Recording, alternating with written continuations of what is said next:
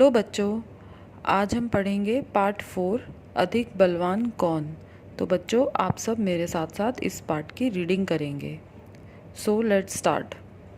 एक बार हवा और सूरज में बहस छिड़ गई।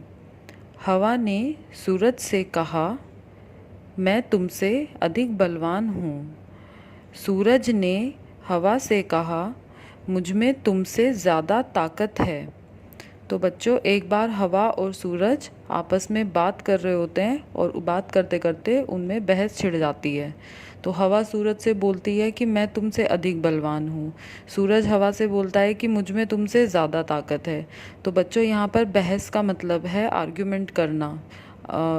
जैसे आप किसी से बात करते तो बात करते करते कोई बहस छिड़ जाती है, तो बहस का मतलब है यहाँ पर आर्ग्यूमेंट करना। और बलवान का मतलब है अधिक ताकतवर और शक्तिशाली। तो आगे पढ़ते हैं।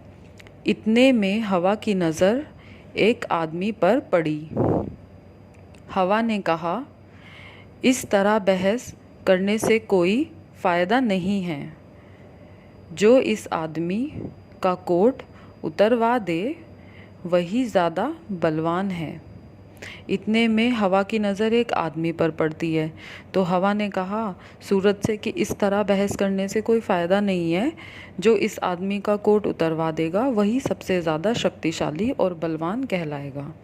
अब आगे पढ़ते हैं। सूरज हवा की बात मान गया। उसने कहा, ठीक है, दिखाओ अपनी ताकत। सूरज हवा से बोलता है कि ठीक है, मैं तुम्हारी बात मान जाता हूँ। और उसने हवा से कहा कि ठीक है, तुम अपनी ताकत दिखाओ। आगे पढ़ते हैं। हवा ने अपनी ताकत दिखानी शुरू की। आदमी की टोपी उड़ गई, पर कोट उसने अपने दोनों हाथों से शरीर से लपेटे रखा और जल्दी जल्दी कोट के बटन बंद कर लिए। तो हवा अपनी ताकत दिखानी शुरू करती है। हवा बहुत तेज़ हवा चलाती है, तो उस आदमी की टोपी तो उड़ जाती है, लेकिन जो उसका कोट है वो उसको अपने हाथों से शरीर पे लपेटे रखता है और बाद में उसके कोट के जल्दी जल्दी बटन बंद कर लेता है। अब आगे पढ़ते हैं। हवा और ज़ोर से चलने लगी। अंत में आदमी नीचे ही गिर पड़ा, पर कोट उसके शरीर पर ही रहा। अब हवा थक गई थी। तो बच्चों यहाँ पर हवा इतनी ज़ोर से चलती है कि आदमी नीचे गिर जाता है, लेकिन वो अपना कोट नहीं उतारता है और हवा थक जाती है। अब आगे पढ़ते हैं। सूरज ने कहा, हवा अब तुम मेरी ताकत देखो। सूरज तपने लगा। आदमी ने कोट के बटन खोल दिए। सूरज की गर्मी और बढ़ी। आदमी ने कोट उतार दिया और उसे हाथ में लेकर चलने लगा। तो यहाँ पर बच्चों अब सूरज ने कहा, हवा तुम मेरी ताकत देखो, और सूरज बहुत तपने लगता है।